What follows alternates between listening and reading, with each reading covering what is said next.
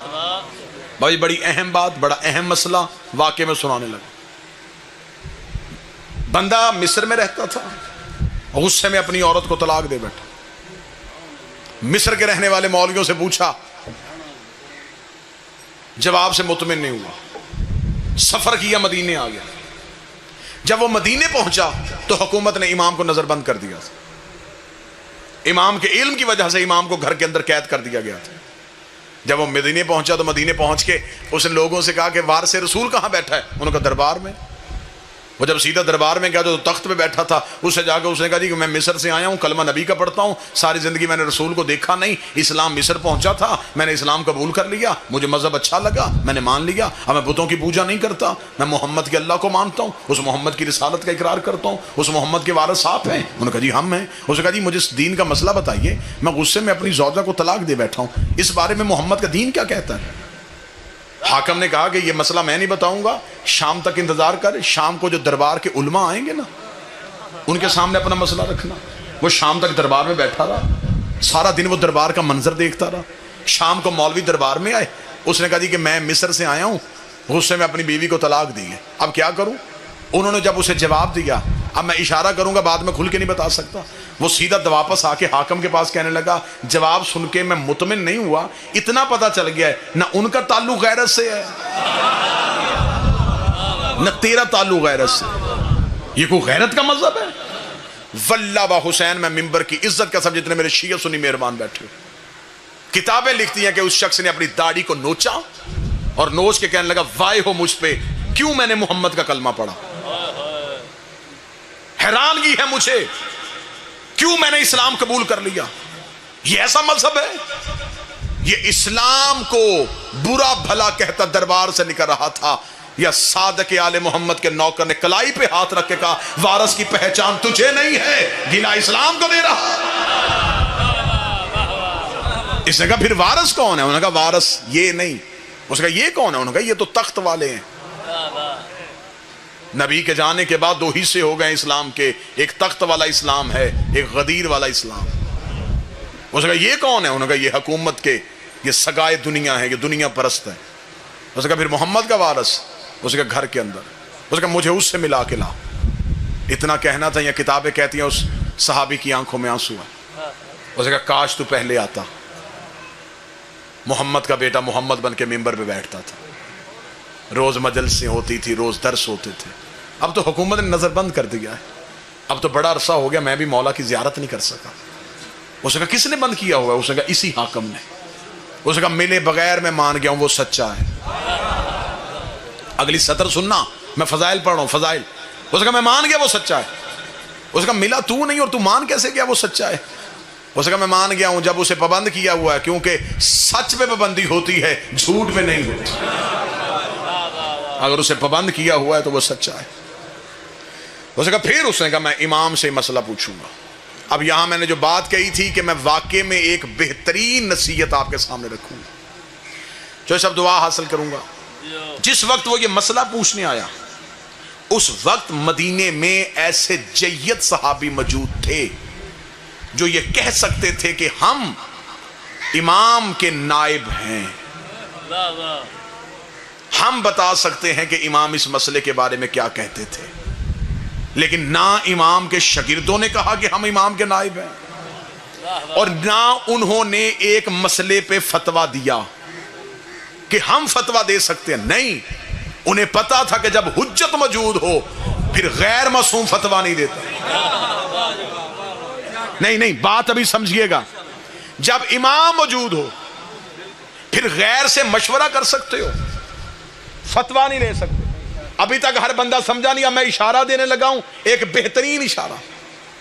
اگر کیونکہ پیاسے کو چشمے کی ضرورت ہوتی ہے، پیاسا کام ہے چشمے کے قریب جانا، چشمہ پیاسے کے پاس نہیں آتا۔ اب کوئی پیاسا چشمے کو ڈھونڈے ہی نہ اور نالی سے پانی پی لے، اس میں چشمے کا کیا قصور؟ جب شیعوں کو پتا ہو کہ امام موجود ہیں پھر وہ غیر معصوم کے قدموں پہ ہاتھ رکھ لیں، اس میں امام کا کوئی قصور نہیں۔ اب وہ شخص مدینے میں موجود ہے، اسے پتا ہے کہ اس دیوار کے پیچھے امام ہے.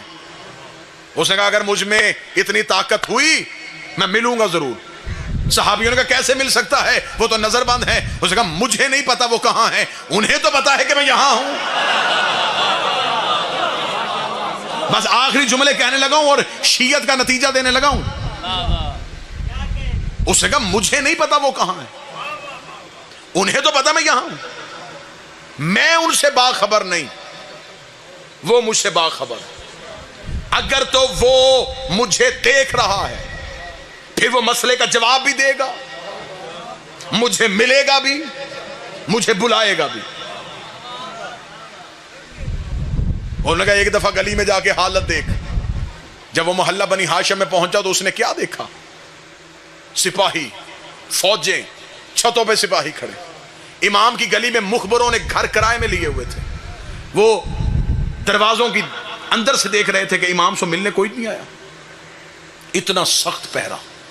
چلا گیا مدینے کے باہر. میں پوری ذمہ داری کے ساتھ گجرات کی سرزمین پہ یہ اعلان کرنے لگا ہوں, 3 مہینے تک وہ شیعہ مدینے کی گلیوں میں پھرتا رہا, ایک مسئلے کے لیے. نہ کسی مولوی سے پوچھا,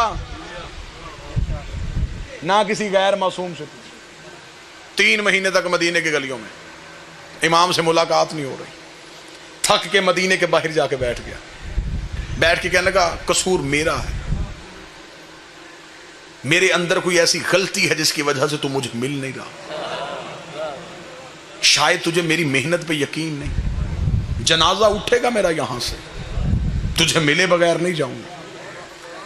مدینے کے باہر رو رو کے امام سے باتیں کر رہا تھا. یہاں پیچھے سے ایک سبزی فروش گزرا.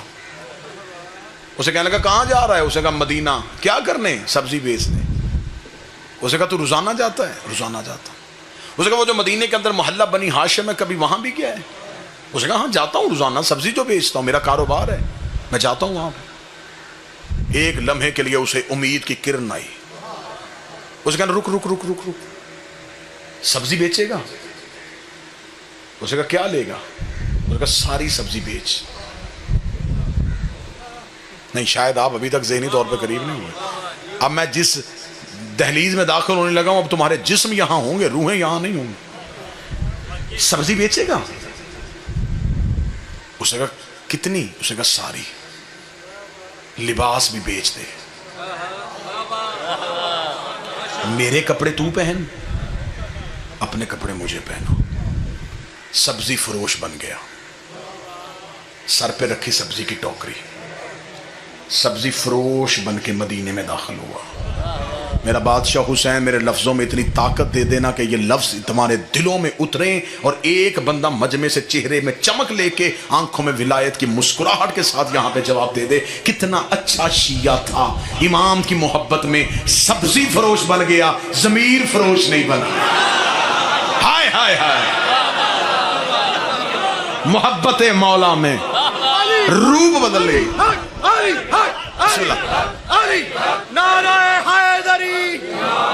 رسول کے بیٹے کی محبت میں بسم اللہ صلی. لباس بدل لیا, ضمیر فروش نہیں بنا. سبزی فروش بن کے مدینے میں داخل ہو گیا. کس مدینے میں؟ جہاں بطول کا بیٹا ہے. کس مدینے میں؟ جہاں 3 مہینے گلیوں میں پھر رہا اور امام سے مل نہیں رہا. مدینے میں داخل ہو گیا سبزی فروش بن کے. سبزی لے لو, سبزی لے لو. گلیوں سے ہوتا ہوتا محلہ بنی ہاشم کی طرف رخ ہو گیا. محلہ بنی ہاشم کی پہلی چیک پوسٹ جہاں فوجی کھڑے تھے انہوں نے روکا. کہاں جا رہا ہے؟ اس نے کہا سبزی بیچنے جا رہا ہوں. اس نے کہا تجھے خبر ہے اس گلی میں کون ہے؟ تو اس نے کہا مجھے نہیں پتا, میں تو سبزی فروش ہوں, روزانہ سبزی بیچنے آتا ہوں. انہوں نے کہا ہاں ہاں ٹھیک ہے گزر جا. 3 مہینے کے بعد اس مقام تک پہنچ گیا, گلی میں داخل ہو گیا, محلے میں پہنچ چکا ہے.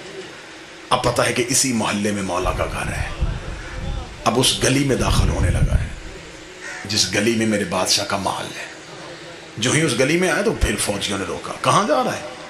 اس کا اس گلی میں سبزی بیچنے جا رہا. اس کا تجھے پتا ہے کہ اس گلی کے اندر کون رہتا ہے؟ اس کا مجھے یہی خبر ہے کہ یہاں کوئی اہم شخص رہتا ہے جس کے لیے فوجیوں نے یہاں پہ پہرے لگائے ہوئے ہیں, لیکن مجھے کسی کا پتہ نہیں, میں تو دوسرے شہر سے سبزی بیچنے آتا ہوں. چل گزر. اب امام کی گلی میں داخل ہو گیا. اب دل دھڑکنا بند ہو رہا ہے، قدم بوجھل ہو گئے، 3 مہینے سے جس کا انتظار کر رہا تھا وہاں پہنچ چکا ہے، اب زبان گونگی ہو گئی ہے اور یہاں والی زبان بول رہی ہے،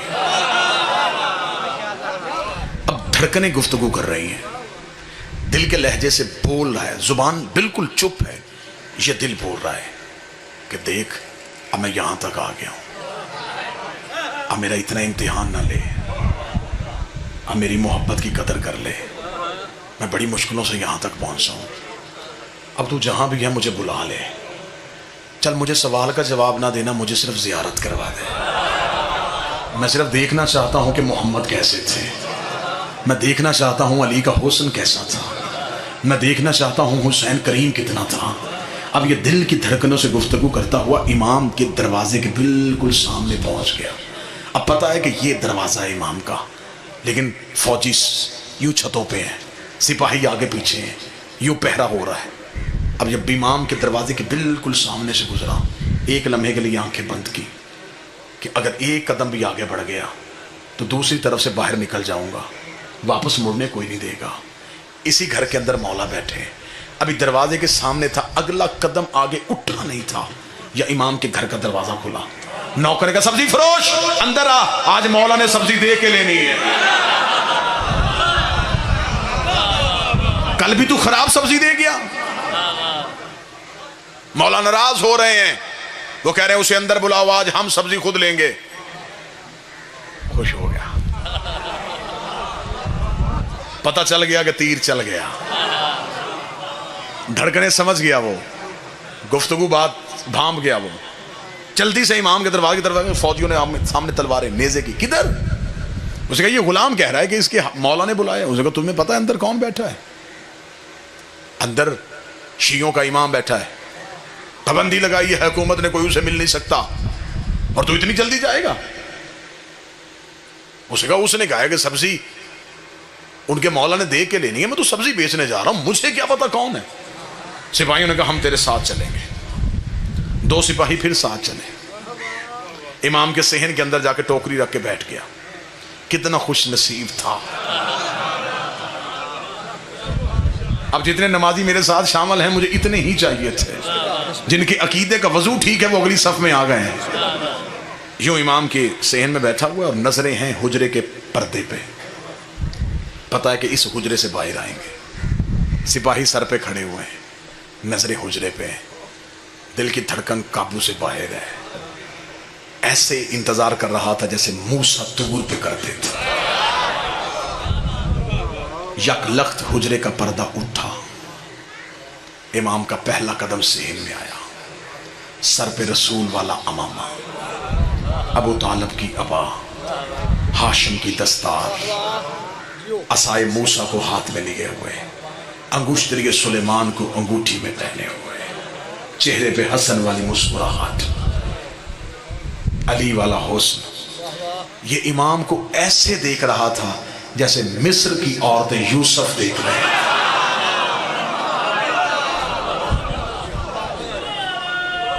بسم اللہ۔ اگلے ہی لمحے میں مہتاب امامت اس کے پہلو میں آ گیا، امام اس کے قریب آ کے بیٹھ گئے، خوشبو ولایت کو اس نے سونگھنا شروع کیا۔ امام نے اس کے قریب بیٹھ کے ٹوکری سے کپڑا ہٹایا، امام نے سبزی چننی شروع کی۔ یہ امام کا چہرہ دیکھ رہا ہے، سوالی کو سوال بھول گیا، سائل کو خبر ہی نہیں کہ میں کہاں پہ ہوں۔ یہ امام کا چہرہ دیکھ رہا تھا، اس نے سپاہیوں کی طرف دیکھا، اپنا چہرہ امام کے بالکل قریب کیا۔ اب یہ چہرہ قریب کر رہا تھا، امام نے کہا تیری طلاق نہیں ہوئی۔ کوئی ایک بندہ تو ہوگا جو قدر کرے گا، کوئی ایک بندہ تو ہوگا جو 35-40 منٹ کا معاوضہ مجھے دعا کی صورت میں دے دے۔ تیری بسم اللہ یا علی، عجب روحانیت کی فضا بن گئی مجلس میں، بادشاہ حسین کی قسم، عجب روحانیت کی فضا بن گئی مجلس میں۔ امام نے کہا تیری طلاق نہیں ہوئی، بسم اللہ۔ اس نے آہستہ سے لہجے میں کہا میں نے پوچھا تو نہیں۔ امام نے کہا ہم سوالوں کے محتاج ہیں، اس نے یوں سپاہیوں کی طرف دیکھا کہ انہیں کہیں شک نہ پڑ جائے. امام نے کہا مطمئن ہو کے بیٹھ, وہ نہیں سن رہے. ہائے ہائے ہائے.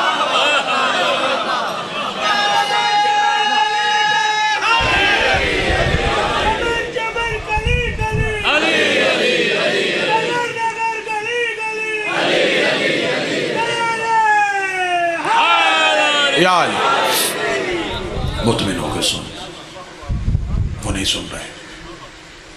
مالک کیوں؟ فرمایا ہم وہی ہیں جو معراج کے پردے میں بولے تھے. اس کا مولا 3 مہینے سے بیٹھا ہوں مدینے میں, مصر واپس جاؤں گا, لوگ پوچھیں گے کہ صرف اتنا پوچھ کے آ گیا کہ طلاق نہیں ہوئی, کوئی دلیل؟ کاش وقت ہوتا, امام قرآن کی آیتیں پڑھتے, امام نانے کی حدیث سناتے. امام نے کہا جا کے مصر والوں کو صرف اتنا کہہ دینا تو نے طلاق دی تھی غصے میں, غصہ حرام ہوتا ہے اور حرام حالت میں حلال کام نہیں ہوتا. کتنی وزنی دلیل بھائی, اس دلیل کے بغیر اب دوسری دلیل کی ضرورت ہی نہیں. امام نے کہا غصہ حرام ہے اور تو نے حرام حالت میں حلال, بغیر وضو کے نماز کیسی, حرام حالت میں حلال کام کیسا؟ امام نے کہا تیری طلاق واقع نہیں ہوئی. اتنا کہنا تھا یہ یا علی کہہ کے اٹھا. سپاہیوں کی آنکھیں کھل گئیں, اس کو دونوں کاندھوں سے پکڑا. اچھا تو بھی محب ہے, بھیس بدل کے آیا تھا, تو نے ہمیں دھوکہ دیا, ہم تمہیں زندان میں ڈالیں گے, یہ کہہ کے کھینچ کے لے کے جا رہے تھے. اس کے چہرہ امام کی آنکھوں پہ تھا, امام کے چہرے پہ ہلکی سی مسکراہٹ تھی. اس کا اب مجھے کوئی ڈر نہیں ہے, اب چاہے یہ مجھے قتل بھی کر دے, مجھے زندگی کا مزہ آ گیا, میں نے تیری زیارت کر لی ہے, اب مجھے زندگی سے محبت نہیں رہی. لیکن جاتے جاتے مجھے ایک سوال کا جواب دے دے. 3 مہینے جو میں مدینے میں پھرتا رہا, کئی دفعہ میں مصر واپس جانے لگا, آدھے رستے سے واپس آیا, مجھے کون سی چیز ہے جو واپس جانے نہیں دیتی تھی؟ امام نے کہا اگر تیری ماں آدھے رستے سے واپس نہ آئی ہوتی, تو بھی آدھے رستے سے واپس نہ.